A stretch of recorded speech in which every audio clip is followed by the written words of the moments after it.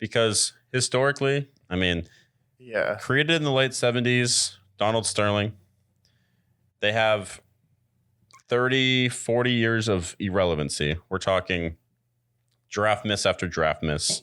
They have the Michael Olowokandis of the world, biggest draft bust in NBA history. Chokes out PJ Carusimo, his coach at the time. Drafts Michael Olowokandi over people like Paul Pierce, Dirk Nowitzki, and Vince Carter, and Mike Bibby as well. Right. Also talking about not making the playoffs for 15 consecutive years and not winning a playoff game for 30 consecutive years. Yeah. We're talking about the LA Clippers are like, I'm not going to compare them to the Lions. I'm going to compare them to somebody worse. You They're can. the Cleveland Browns. Yeah. They're the Cleveland Browns of the NBA. Just constant draft misses, constant disappointments, constant choke jobs. This is the same Clippers team that blew a 3-1 lead in the conference semifinals. Yeah. That Clippers team. And it's like when you talk about the Donald Sterling era, what sums it up is Donald Sterling was going through a scandal. And that scandal was related to a woman. And he goes on CNN and he starts talking to Anderson Cooper. And one thing people know famously about Anderson Cooper is gay. Apparently Donald Sterling didn't get the memo. So, big controversy going on. The media is coming down on him.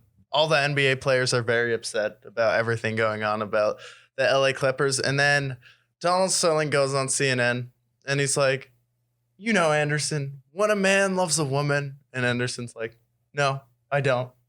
And then Donald Sterling goes like, well, one day you'll find it, Anderson. And then you just see him try like not to die laughing. He's just like cracking up, but he's like, when a man loves a woman. And Anderson Cooper's like, yeah, I can't say I've felt that before. And then he's like, you will. It's like, if a TV host of a major news organization has never been with a woman, it's like he's either a certified freak and weirdo or he's gay and hangs out with men. And I think with how buttoned up Anderson Cooper is, it's probably the latter. So it's like just the lack of self-awareness that Donald Sterling displayed is kind of how you sum up that era. And then you have his era of the LA Clippers is basically summed up like this as well. When it comes to them on the basketball court, the LA Clippers were a team that was assembled 8 years too late. What do I mean by when I say that is when they assembled their team and it was at the peak of their powers, it was assembled when the James Hardens of the world and the Steph Currys of the world who were changing the way basketball was played. The small ball era was coming into effect, the player movement era, the big three with three superstars who can all get their points off the dribble was ascending. Previously, you had teams like the Lakers who had Kobe and Shaq, but there was always a big man, a shooter, and a point guard to distribute. And the Lakers had that with Derek Fisher and then a guy who would just go out there and score. It's like the Clippers, if they're in 2005, they would have been really good because DeAndre Jordan, legitimate center. Blake Griffin, really good power forward. And then you interchange Matt Barnes, Wesley Matthews, Paul Pierce even.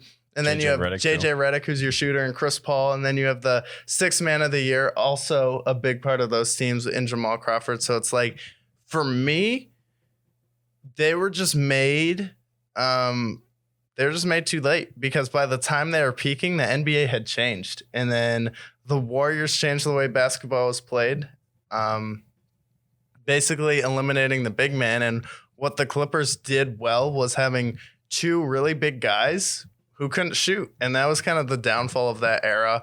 And then they were also known for notoriously never being able to make it out of the second round, no matter how big the lead in the series was. NBA, you play best out of 7 games. Most people know that, but it's like the blueprint or the imprint that the Clippers made the most of that era was, for me, then I'll let you talk, is when you lost to the Rockets when you were up 3-1.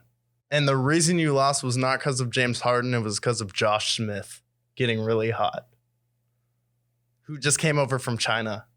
And you're just like, wait, you just blew a 3-1 lead to them, and then you were supposed to face the Warriors in the conference championship. And it's like James Harden went on to turn it over 15 straight times in those games because he couldn't get past Andre Iguodala. It's like, that was the moment where it was like, this era is over, and you guys are never going to be able to make it. No, yeah. When they blew a 3-1 lead to Josh Smith, that was the end of the era. But it was also... I remember there was a clip from the JJ Redick podcast. This is when they had Draymond Green on. They were talking about like the Clippers. They were the 1 seed. Oh, this was funny. And, they had the Blake Griffins of the world. I think that was the year that Blake Griffin dunked over a Kia Soul or Kia, whatever. A Kia Optima. Kia Optima. Yeah, it was dunked over a Kia. And they were the 1 seed. They had won 62 games that year. And the Warriors were the little guys. They... I think that was that the first Steph Curry MVP? I'm pretty sure it might have been. Yeah. But nonetheless, they faced them in the first round and just absolutely ate their lunch. The Warriors, that is. Just absolutely ate the Clippers' lunch. Yeah. And it was at that point where they're like, wait, this team actually isn't that good. These guys are weak-minded. And this is in front of JJ Redick, who was facing him at the time. So obviously he didn't like that. So, the Clippers' Lob City era was defined by really good regular seasons, followed by postseason disappointments, kind of like how the Packers have been the last decade. Right. And then we kind of briefly